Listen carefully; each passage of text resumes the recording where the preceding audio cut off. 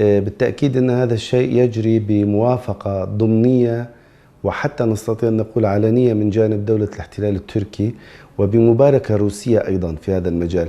روسيا تسعى منذ فترة إلى إعادة العلاقات، خاصة بعد لقاء الأستان الثلاثي بين تركيا وإيران وروسيا. تسعى إلى إعادة العلاقات ما بين النظام التركي وبين حكومة دمشق، وهي في ذلك تسعى من هذا الإطار، فتقدم تنازلات تركيا في سبيل ذلك. وهذه إحدى التنازلات في مسألة إعادة انتشار هيئة تحرير الشام في هذه المناطق، وسحب المرتزقة الذين كانوا تحت ما يسمى بالجيش الوطني أو المعارضة المحسوبة على تركيا من تلك المناطق.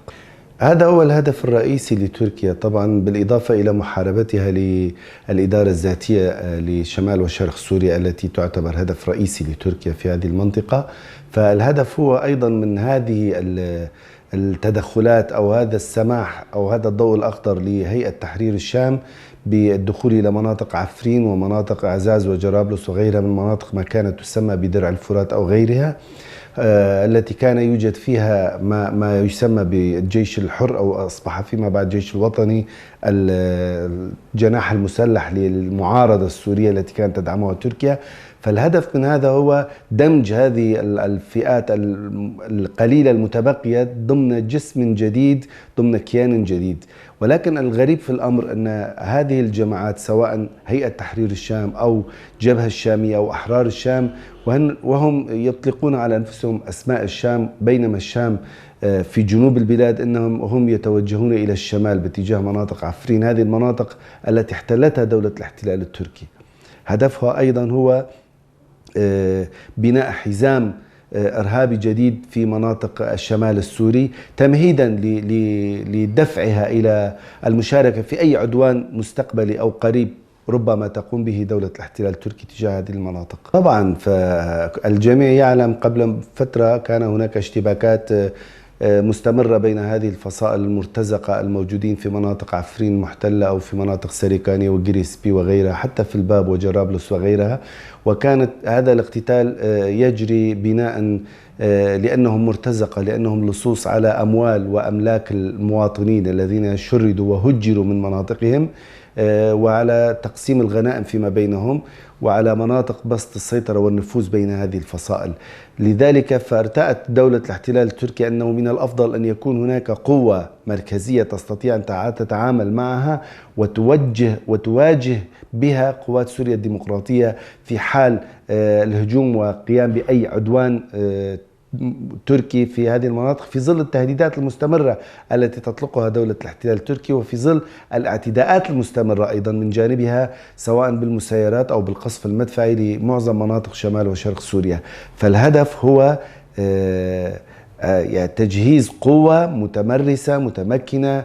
جبهة النصرة سابقا هي القاعدة، وهي فصيل إرهابي، وهي متمرسة في العمليات القتالية والحرب، ليست مثل فصائل المرتزقة الذين يأتون مجرد لأمور مادية. فهؤلاء عقائديون، لديهم فكر متطرف، لديهم نظرية يعملون من أجلها، فلذلك هم يريدون أن يضعوهم في مواجهة قوات سوريا الديمقراطية في أي عدوان مستقبلي.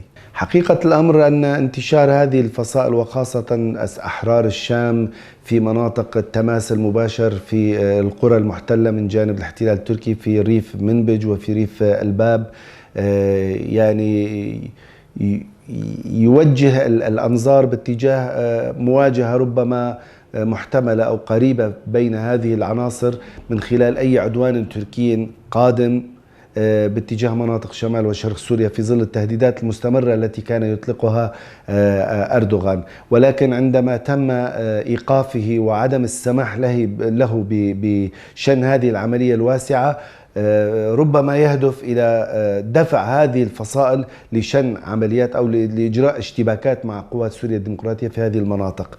وبخصوص مناطق إدلب هناك ربما شبه اتفاق في مسألة انسحاب أو استلام وتسليم بين هذه الفصائل وبين القوات حكومة دمشق. فهي حسب اتفاقية تركيا روسيا سوف تساعد روسيا تركيا في بعض المجالات الأخرى مقابل انسحاب القوات التركية وسحب الفصائل المرتزقة من بعض النقاط الموجودة في مناطق إدلب وتسليمها للنظام حكومة دمشق. هذا الشيء المتوقع والذي يجري بشكل عملي الآن. لذلك السيناريو المتوقع أو الأحداث التي تتوقع مع قرب نهاية هذا العام هو سعي تركيا لخلق بلبلة في المنطقة ولخلق نوع من عدم الاستقرار وشن عملية بشكل غير مباشر ربما عن طريق هؤلاء في مواجهة مناطق سوريا الديمقراطية، والسعي لاحتلال المزيد من الأراضي وتهجير المزيد من السكان والضغط على المجتمع الدولي بشكل أكبر بحجة مسألة اللاجئين أو مناطق آمنة وبناء مناطق آمنة في الشمال السوري. أين هي هذه المناطق الآمنة التي تشدق بها أردوغان منذ سنوات أن يسكن فيها 3 ملايين سوري؟ لا يوجد شيء. والآن الاتفاق بينه وبين حكومة دمشق على إعادة اللاجئين السوريين إلى مناطق سوريا وتسليمهم للنظام. هذه حقيقة ما يجري على الساحة الآن.